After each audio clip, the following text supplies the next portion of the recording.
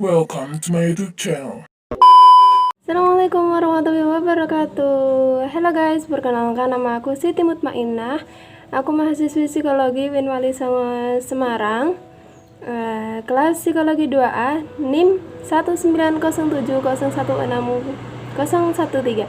Jadi dalam video kali ini aku akan menjawab pertanyaan dari ujian akhir semester mata kuliah Sejarah Aliran Psikologi dengan dosen pengampu Ibu Dewi Hurunaini. Jadi buat kalian yang ingin tahu apa isi video aku selanjutnya, jangan skip ditonton sampai habis. Oke, selanjutnya jangan lupa klik tombol like, comment, share, and subscribe karena itu memotivasi banget buat aku buat membuat video-video selanjutnya. Oke, happy watching. Jadi di sini aku akan menjawab pertanyaan yang pertama, yaitu untuk apa belajar sejarah dan memahami aliran-alirannya, serta jelaskan manfaat mempelajari psikologi. Jadi sejarah atau kisah pada masa lampau itu adalah suatu hal yang sangat penting untuk kita pelajari, terlebih lagi dalam dunia psikologi. Belajar sejarah dan aliran-alirannya memiliki beberapa manfaat bagi manusia. Yang pertama, mempelajari sejarah akan memperkenalkan pada kita bagaimana timbul tenggelamnya suatu pemikiran psikologi. Yang kedua itu untuk memperkaya perspektif dan memahami suatu masalah yang terjadi. Yang ketiga itu untuk memperdalam psikologi dengan mengetahui latar belakang psikologi, perkembangan psikologi, dan pemikiran-pemikiran yang lain tentang psikologi yang berbeda-beda. Dan yang selanjutnya yaitu untuk memenuhi rasa ingin tahu seseorang mengenai suatu pemikiran tertentu.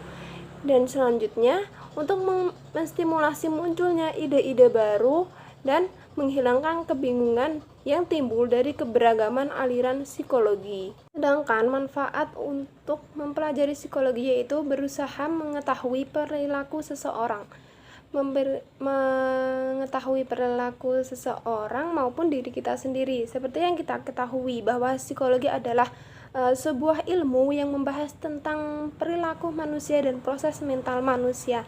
Namun sebelum fokus pada perilaku orang lain, tentunya kita lebih ingin tahu dong perilaku kita ini seperti apa sih, gimana sih, seperti itu. Yang kedua yaitu untuk memperlakukan manusia dengan sebaik-baiknya.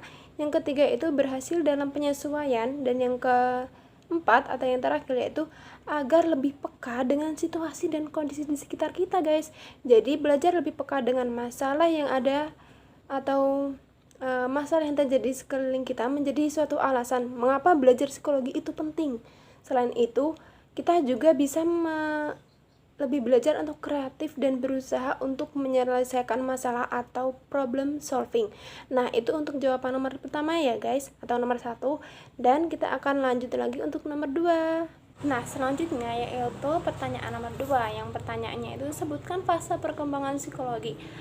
Psikologi sendiri itu fase perkembangannya terdiri dari 4 bagian. Yang pertama itu psikologi pada periode filsafat.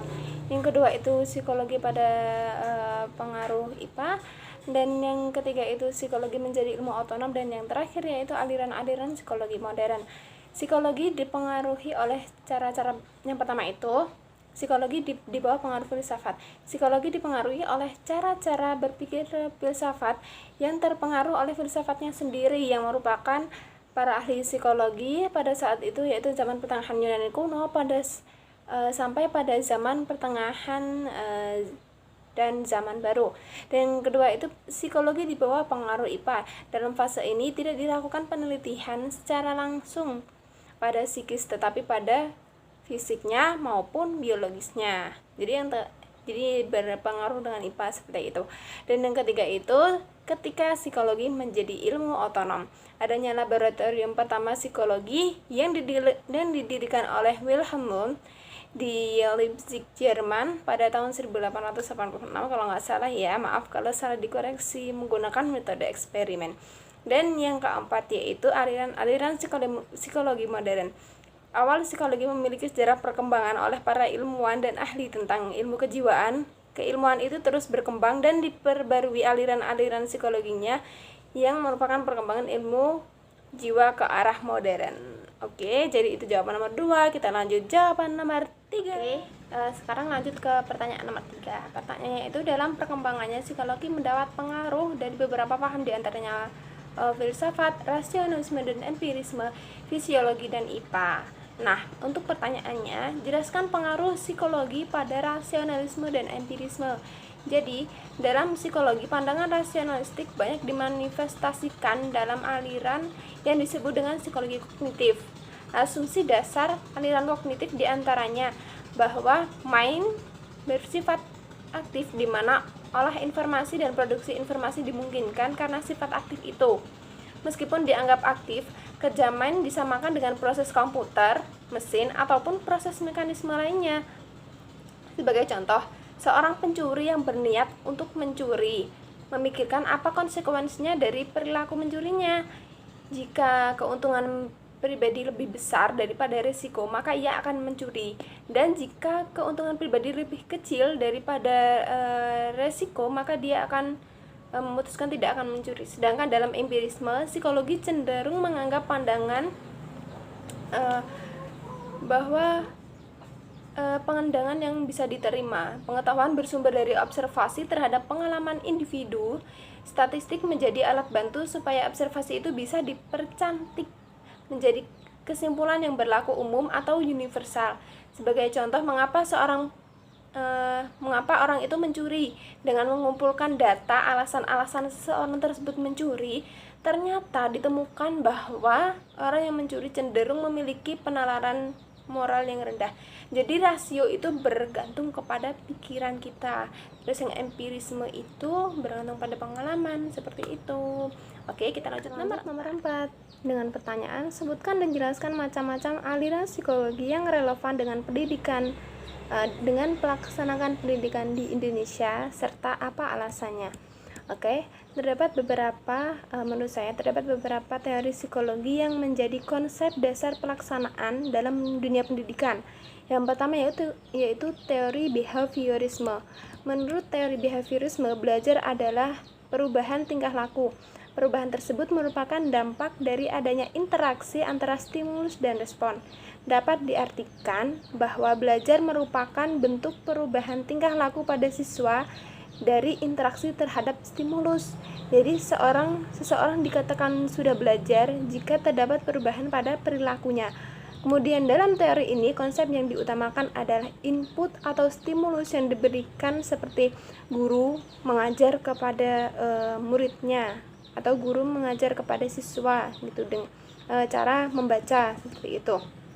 Kemudian output yang merupakan hasil atau respon akibat dari stimulus, yaitu seperti siswa menjadi bisa membaca walaupun membacanya itu masih terbata-bata. Hal tersebut yang dikatakan belajar, seperti itu. Yang kedua yaitu teori kognitif. Teori kognitif memfokuskan pada proses mental dan struktur yang terjadi sebagai hasil dari upaya untuk memahami sekitar. Teori kognitif digunakan untuk proses pembelajaran yang sederhana, seperti mengingat angka dan lainnya. 4 prinsip dasar teori kognitif bagi pendidikan yaitu: siswa aktif untuk mendapatkan pemahaman tentang pengetahuan yang diberikan. Lalu, pengembangan pengetahuan tergantung terhadap apa yang sudah mereka pelajari. Belajar membangun pengalaman. Belajar merupakan perubahan struktur mental seseorang. Dan yang ketiga yaitu teori koneksionisme. Teori koneksionisme dikembangkan oleh Edward L. Thorndike dan dikenal dengan teori stimulus respon. Menurutnya, dasar belajar merupakan asosiasi dari stimulus dan respon. Stimulus akan memberikan pesan pada panca indera lalu memberikan respon dengan perilaku. Asosiasi seperti hal tersebut disebut dengan koneksi. Dan yang terakhir yaitu teori Gestalt. Gestalt merupakan teori yang menjelaskan proses persepsi melalui penataan komponen sensasi yang memiliki hubungan atau pola menjadi kesatuan. Disimpulkan bahwa seseorang cenderung melihat sesuatu di sekitarnya sebagai kesatuan yang utuh. Teori Gestalt menjelaskan bagaimana persepsi visual yang bisa terbentuk, misalnya ketika sedang melihat awan dan melihat bentuk yang serupa dengan apa yang kita pikirkan. Biasanya kan kita kalau melihat awan, bentuknya tuh seperti objek apa gitu kan biasanya ada. Oke, cukup sekian jawaban nomor 4. Kita lanjut jawaban nomor 5, yaitu di masa pandemi COVID-19 ini, masyarakat dihimbau untuk tetap berada di rumah saja dan menghindari kerumunan. Sayangnya, tidak semua masyarakat mengindahkan perintah tersebut. menurut kalian proses pembentukan perilaku dan metode apa yang bisa diterapkan agar masyarakat mematuhi aturan tersebut, serta teori manakah yang cocok dengan persoalan tersebut? Jelaskan objek material dan objek formal psikologi dan macam-macam fungsi psikologi serta penerapannya dalam kehidupan individu. Oke, jawabannya itu dengan metode pendekatan.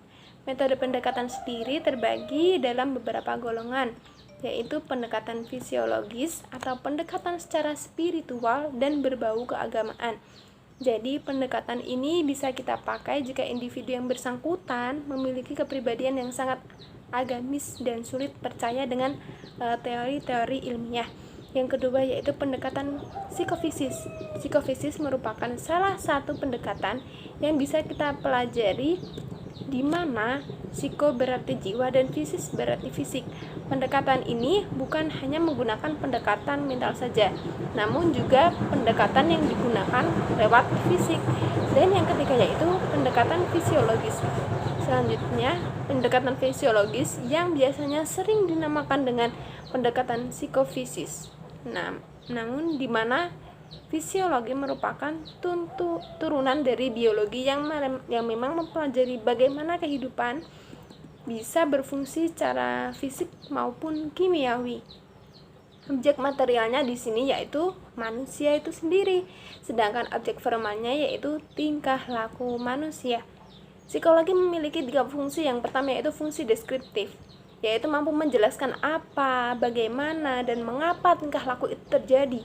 Contoh penerapan dalam kehidupan yaitu ketika seseorang ingin melamar pekerjaan, dites kerohaniannya, lalu akan keluar hasil dari tes yang dapat berisi kepribadian orang tersebut. Yang kedua yaitu fungsi prediktif atau membuat perkiraan, yaitu mampu memprediksi apa, bagaimana, dan mengapa tingkah laku itu terjadi. Contoh penerapan dalam kehidupan modeling atau peniruan kepada seorang yang digemari. Yang ketiga yaitu fungsi pengendalian, yaitu mengendalikan tingkah laku sesuai dengan apa yang diharapkan. Perwujudannya berupa tindakan yang sifatnya preventif atau pencegahan, intervensi atau treatment, serta rehabilitasi atau perawatan. Untuk soal nomor 6 yaitu menurut pendapat Anda, apakah psikologi sudah mencapai tahap penyatuan paradigma yang menyatukan semua pendekatan berbeda dalam psikologi?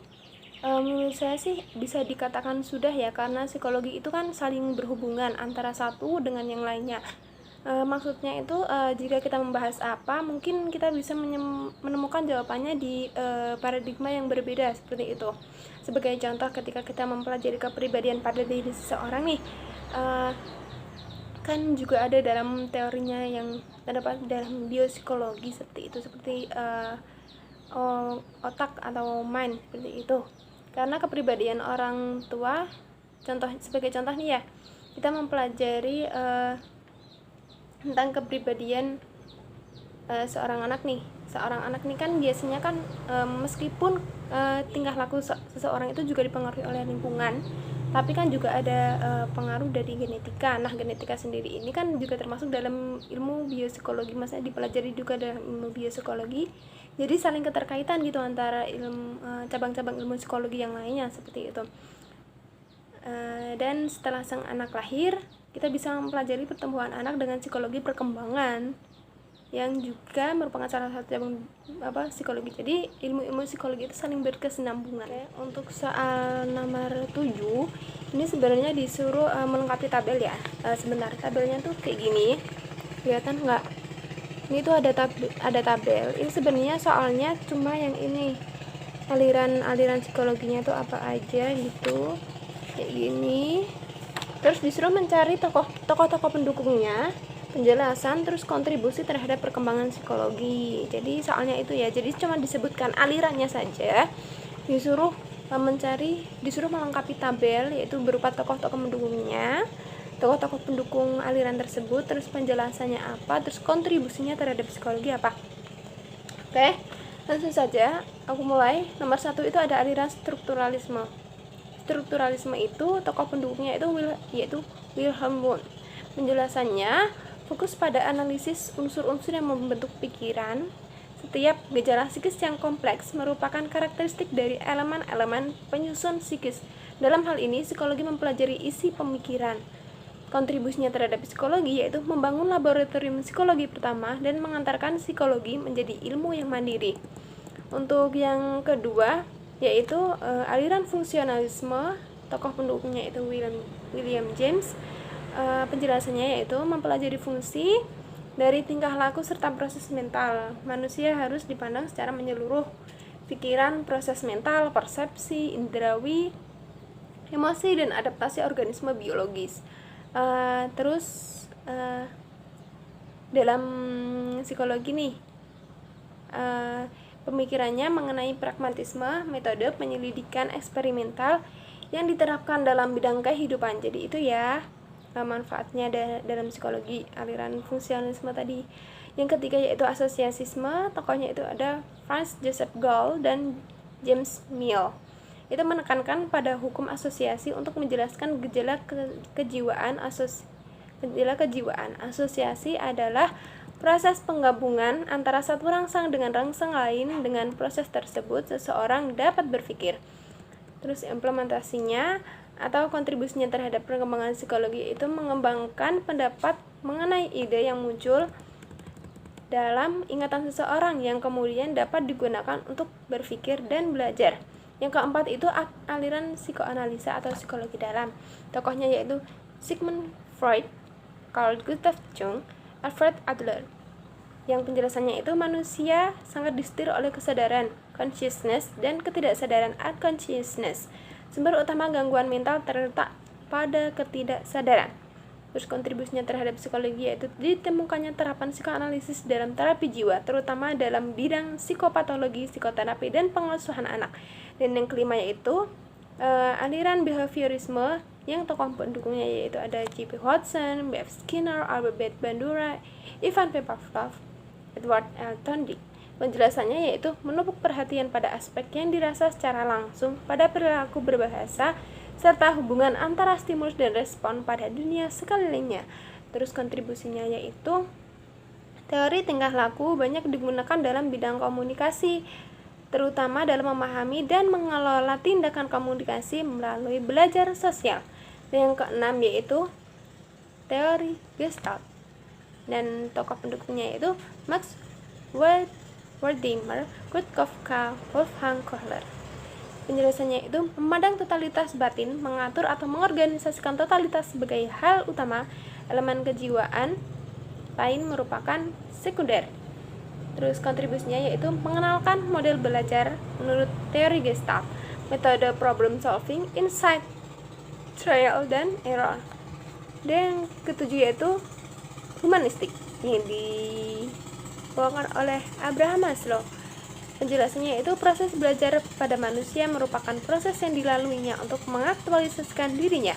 Belajar adalah proses mengerti sekaligus mengalami siapa diri kita sendiri, sampai potensi apa sih yang ada pada diri kita untuk kita jadikan dan kita kembangkan ke arah-arah yang tertentu. Terus kontribusinya yaitu teori belajar humanistik paling dekat digunakan oleh para guru. Guru merupakan profesi yang bisa berperan sebagai fasilitator dalam proses belajar seseorang. Teori ini merupakan teori yang bisa digunakan untuk mendampingi seorang murid selaku peserta belajar agar mereka lebih bisa mendalami proses belajar tersebut dari dalam dirinya. Jadi guru itu sebagai pendamping sang murid untuk belajar. Dan yang ke-8 itu transpersonal. Teori transpersonal. Tokohnya yaitu Abraham Maslow. Penjelasannya yaitu psikologi transpersonal adalah non-dualitas yang bermakna bahwa alam semesta di mana segalanya dipandang sebagai satu kesatuan. Kontribusinya yaitu dalam bidang akademik, studi tentang pembangunan manusia, kesadaran dan spiritualitas untuk bidang psikoterapi dan psikiatri. Dan yang ke-9 itu Islami. Penjelasannya yaitu psikologi berlandaskan citra manusia menurut ajaran Islam yang mempelajari keunikan pola perilaku manusia sebagai ungkapan pengalaman interaksi dengan diri sendiri, lingkungan sekitar, dan tentunya alam kerohanian. Kontribusinya dalam psikologi yaitu psikologi Islam menjadi jalan istihad intelektual yang tidak pernah habis. Teori ini berdasarkan kerangka dan bangunan penelitian yang didasarkan pada nilai-nilai Al-Quran dan hadis. Nomor 8 soalnya yaitu meluapkan kekecewaan atau ketika menghadapi masalah hidup dengan amarah bukan menjadi sesuatu hal yang dilakukan. Sebaliknya, memendam emosi dan amarah akan menimbulkan terjadinya gangguan kesehatan pada tubuh.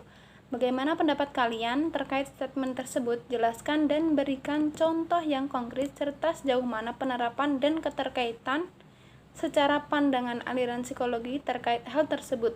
Bisa memakai salah satu teori atau lebih pendekatan aliran psikologi. Oke, jawabannya yaitu kan setiap manusia di dunia ini kan pasti memiliki kesibukan masing-masing ya.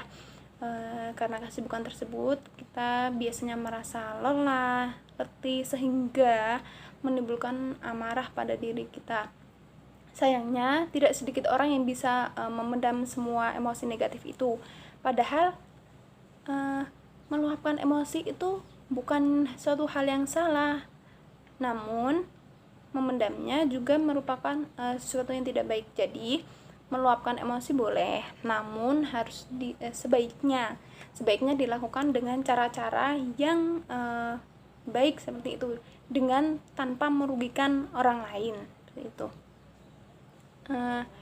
Meluapkan kekecewaan ketika kita menghadapi suatu masalah dengan amarah tentunya nggak apa-apa ya, seperti yang sudah saya sebutkan tadi, tapi caranya harus baik-baik. Adapun cara yang dapat kita lakukan agar kita tidak memendam amarah dan tidak juga meluapkan amarah dengan hal yang salah dapat dilakukan dengan cara yang pertama yaitu menulis. Meluapkan emosi dengan menulis merupakan solusi yang baik.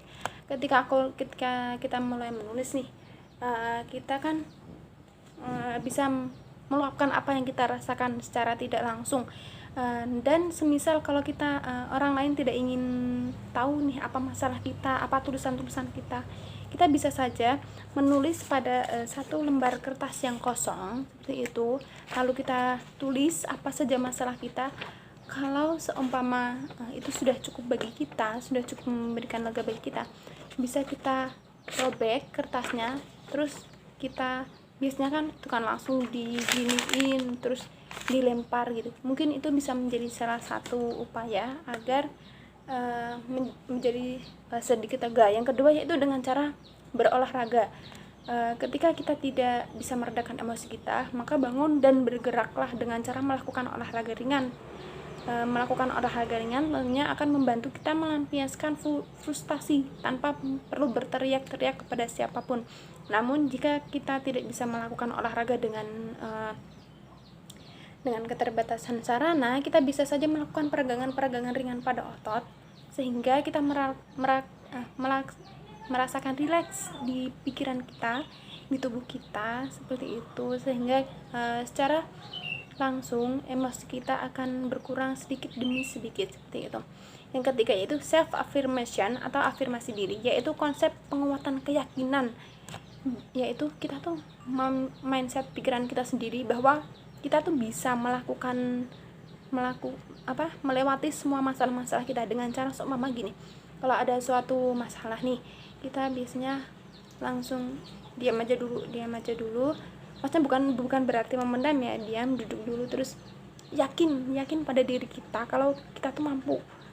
Kalian boleh berbicara secara langsung maupun berbicara dalam hati sambil niat, ya Allah, aku bisa kok, aku perempuan tangguh, aku bisa melalui semua cobaan yang kau berikan, aku bisa melalui semua masalah-masalah yang kau beri, seperti itu. Itu namanya self affirmation atau penguatan diri. Nah, tadi kan sudah dijelaskan sebelumnya kalau emosi yang dipendam itu juga menimbulkan masalah seperti kesehatan, baik kesehatan fisiknya terganggu maupun kesehatan mentalnya terganggu. Jika emosi hanya dipendam saja dan tidak dikeluarkan, juga akan berbahaya bagi kesehatan tadi ya, baik fisik maupun mental. Karena energi negatif yang seharusnya dikeluarkan karena emosi tersebut itu menjadi tersimpan di dalam tubuh dan dapat mengganggu fungsi organ tubuh kita, terutama pada bagian otak, karena kita terus saja memikirkan masalah kita seperti itu, seperti meningkatkan resiko penyakit dan kematian. energi dari emosi yang ditekan bisa menjadi penyebab dari tumor, pengerasan arteri, kaku sendi, serta melemahkan tulang, sehingga hal ini dapat berkembang menjadi kanker, melemahkan sistem kekebalan tubuh, dan membuat rentan terhadap penyakit. Itu ya salah satu efeknya jika kita memendam emosi kita bagi fisik kita, seperti itu. Lalu orang yang sering memendam emosinya 3 kali lebih besar, setidaknya 3 kali lebih besar dibandingkan orang yang terbiasa mengekspresikan perasaannya. Dalam kasus apapun, para peneliti memperingatkan bahwa emosi yang tertahan dalam tubuh kita bisa menyebabkan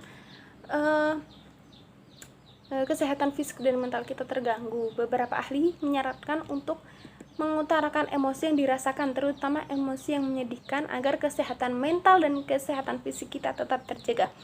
Contohnya saja, seperti contoh umum yang biasa kita temukan, yaitu kasus pada remaja, yaitu ketika putus cinta.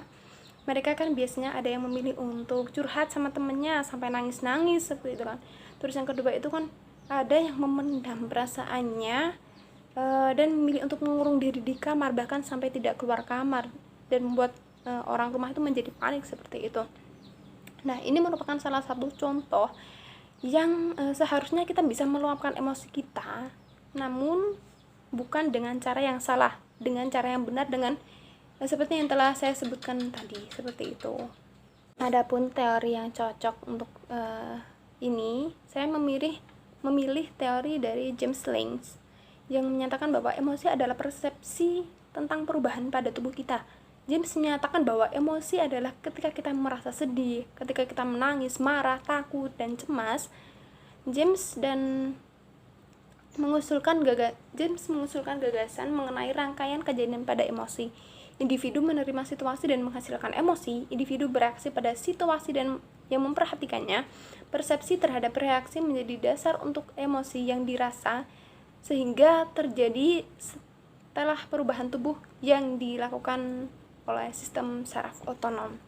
Baik, untuk pertanyaan nomor 9, yaitu dalam kehidupan sosial bermasyarakat, lingkungan sangat penting dalam pembentukan perilaku seseorang. Lingkungan yang buruk dan tidak teratur akan menjadikan seseorang dapat memiliki kepribadian atau perilaku yang buruk jika tidak dapat mengatasinya dengan baik. Lingkungan yang baik, tentram, dan nyaman akan menjadi sebuah contoh dalam pembentukan kepribadian maupun perilaku yang baik. Oleh sebab itu, bagaimana cara kita agar terhindar dari pergaulan yang salah di dalam suatu lingkungan? Adakah cara menjadi diri yang positif di lingkungan yang negatif dan memberikan pendapat aliran yang tepat? Nah, interaksi sosial yang setiap harinya terjadi pada masyarakat menyebabkan lingkungan menjadi salah satu faktor penting dari pembentukan perilaku pada diri seseorang. Pergaulan yang salah ataupun pergaulan yang negatif akan mengarah kepada pergaulan bebas yang harus dihindari oleh setiap elemen dari masyarakat, mulai dari anak kecil, orang dewasa maupun lansia, khususnya bagi remaja yang masih labil atau mencari jati dirinya sendiri. Pada usia remaja lebih mudah terpengaruh serta belum dapat mengetahui baik dan tidaknya perbuatan tersebut. Salah satu upaya yang dapat kita lakukan agar terhindar dari suatu pergaulan yang kurang baik dalam suatu lingkungan, yaitu membekali kita dengan bimbingan agama, seperti itu. Kalau kita bimbingan agamanya sudah kuat, kita kan bisa membedakan mana yang baik dan mana yang buruk, seperti itu. Terus yang kedua yaitu memilih pergaulan yang semestinya, sehingga kita harus mengerti mana lingkungan atau teman yang baik dan mana yang lingkungan yang kurang baik, sehingga kita dapat mengetahui bahwa teman yang baik akan membawa pengaruh yang baik, begitupun sebaliknya teman yang kurang baik akan memberikan pengaruh yang kurang baik bagi kita. Bukan hanya mengetahui mana lingkungan yang baik dan buruk, kita juga harus mempunyai fondasi yang kuat pada diri kita agar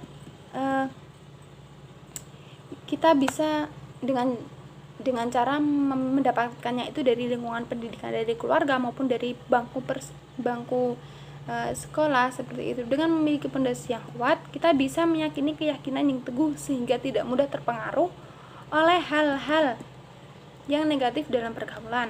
Dan selanjutnya, agar kita tidak salah dalam pergaulan, kita juga harus mempunyai jiwa yang pemberani. Setelah kita mengetahui mana yang baik dan mana yang buruk nih, kita juga harus memiliki jiwa yang pemberani. Jika ada teman kita yang mengajak kita untuk melakukan suatu kejahatan atau suatu istilahnya suatu perbuatan yang mengarah kepada hal-hal yang negatif, kita harus berani untuk menolaknya, karena kita sudah mengetahui kalau perbuatan itu merupakan perbuatan yang salah seperti itu. Karena pengaruh negatif bisa saja pertama kali datang dari ajakan teman, kan, bisa jadi seperti itu. Nah, adapun langkah-langkah yang harus kita lakukan supaya kita tetap menjadi positif di dalam lingkungan yang negatif, yaitu yang pertama itu penuhi diri kita dengan hal-hal yang positif dengan cara membaca motivasi dari para motivator yang mungkin sudah terkenal seperti itu. Itu bisa memompa diri kita sendiri untuk melakukan hal-hal yang positif meskipun kita hidup di lingkungan yang negatif seperti itu. Jika kuantitas dan kualitas nilai positif yang ada pada diri kita itu lebih besar daripada nilai negatif dari lingkungan kita, maka kita bisa melakukan hal-hal yang positif seterusnya, karena kita lebih kuat daripada lingkungan yang negatif yang ada di lingkungan kita. Yang dua yaitu menjalin hubungan dengan orang-orang yang positif. Ini bukan berarti kita pilih-pilih teman atau gimana, tapi kita kan seharusnya gimana ya, sudah mampu membedakan yang mana yang baik dan mana yang buruk, sehingga kita sebaiknya menjauhi yang buruk, terus kita memilih yang baik-baik supaya kita tetap menjadi positif seperti itu. Yang ketiga yaitu kita harus memiliki idealisme yang tinggi, sehingga kita cenderung memiliki rasa percaya diri yang tinggi. Yang keempat itu tutup telinga dari hasutan orang-orang yang negatif seperti itu. Contohnya tadi seperti yang mengajak untuk melakukan perbuatan yang melanggar aturan seperti itu. Yang kelima itu membuat visi, misi, planning, dan target. Jika kita tidak mempunyai pondasi yang kuat, maka besar kemungkinan idealisme kita akan roboh di tengah perjalanan seperti itu. Dan yang terakhir, setelah kita mampu melakukan hal-hal yang positif untuk diri kita sendiri, bukan salahnya jika kita ingin merubah atau memberikan pengaruh nilai-nilai positif yang ada pada diri kita untuk diberikan kepada lingkungan kita yang masih berkategori lingkungan yang negatif seperti itu. Pernyataan di atas tersebut yang sudah saya jelaskan tadi sudah jelas diterangkan juga dalam sebuah aliran psikologi menurut B.F. Skinner yang memegang pandangan deterministik, bahwa menurutnya manusia tidak bebas tetapi dikontrol oleh dorongan lingkungannya. Manusia dapat terlihat seolah-olah termotivasi oleh internal, namun pada kenyataannya motivasi tersebut berada di luar individu. Namun, pernyataan tersebut juga tidak sejalan dengan pendapat Albert Bandura yang menyatakan bahwa manusia dapat berpikir dan mengatur tingkah lakunya sendiri, sehingga mereka bukan semata-mata tidak bidang yang menjadi objek pengaruh lingkungan. Sifat kausal bukan dimiliki sendirian oleh lingkungan, karena orang dan lingkungan saling mempengaruhi keduanya. Bandura menyatakan banyak aspek fungsi kepribadian melibatkan interaksi orang itu dengan orang lain seperti itu. Nah, untuk pertanyaan yang terakhir yaitu jelaskan 2 atau 3 materi yang paling dikuasai dalam sejarah aliran psikologi, serta poin penting apa yang bisa difahami dari masing-masing aliran tersebut. Berikan contoh konkret berupa analisis, dan terlebih apabila disebutkan rujukan artikel atau jurnal yang dipakai masing-masing tema. Nah, sebenarnya dalam sejarah aliran psikologi sendiri seharusnya kita memahami semua materi ya, tapi bukan berarti yang lainnya tidak paham. Nah, kita diharuskan untuk memilih 3 poin yang paling kita pahami dalam sejarah aliran psikologi, yaitu 3 materi yang paling dikuasai. Nah, yang paling saya kuasai, bukan saya kuasai ya, maksudnya gimana ya, yang saya suka lah seperti itu. Yang saya suka mungkin yang sedikit saya pahami. Yang pertama itu teori behaviorisme dari John Borders Watson atau J.B. Watson. Poin pentingnya yaitu aliran ini berpendapat bahwa manusia merupakan hasil dari suatu rekayasa yang dibentuk oleh stimulus-stimulus dari lingkungan yang terima selama hidupnya, sehingga membentuk pola perilaku tertentu. Watson mengatakan bahwa kepribadian seseorang adalah himpunan aneka respons yang dapat diungkap melalui pengamatan terhadap tingkah laku dalam waktu yang cukup lama. Hasil akhir dari sebagai sistem kebiasaan ini adalah disebut kepribadian. Terus yang nomor 2 yaitu psikologi kognitif dan transpersonal. Poin pentingnya yaitu psikologi kognitif merupakan cabang ilmu yang mempelajari proses mental, bagaimana manusia berpikir, merasakan, mengingat, belajar, di mana otak akan menjelaskan fungsi utamanya yang disebut dengan berpikir. Tokohnya yaitu Jean-Pierre Gestalt dan Kurt Lewin. Sementara psikologi transpersonal adalah salah satu cabang ilmu psikologi yang mengintegrasikan aspek spiritual dan transendensi pengalaman manusia menggunakan kerangka psikologi modern. Beberapa ahli menganggap psikologi transpersonal juga didefinisikan sebagai psikologi spiritual. Tokohnya yaitu William James Abraham Maslow dan Ken Wilber. Dan yang terakhir yaitu pandangan humanistik Carl Rogers. Poin pentingnya yaitu pandangan humanistik ala Carl Rogers memandang bahwa manusia adalah dirinya sendiri. Artinya segala bentuk perilaku manusia adalah kehendak dari dirinya sendiri. Konsep kepribadian Carl Rogers bahwa manusia mempunyai kemampuan untuk menentukan nasibnya sendiri. Oke, cukup sekian jawaban dari ujian akhir semester sejarah aliran psikologi Fakultas Psikologi dan Kesehatan UIN Wali Songo Semarang dengan dosen pengampu Dewi Hurnaini. Di sini saya pribadi mengucapkan terima kasih yang sebanyak-banyaknya kepada kalian yang sudah menonton video ini.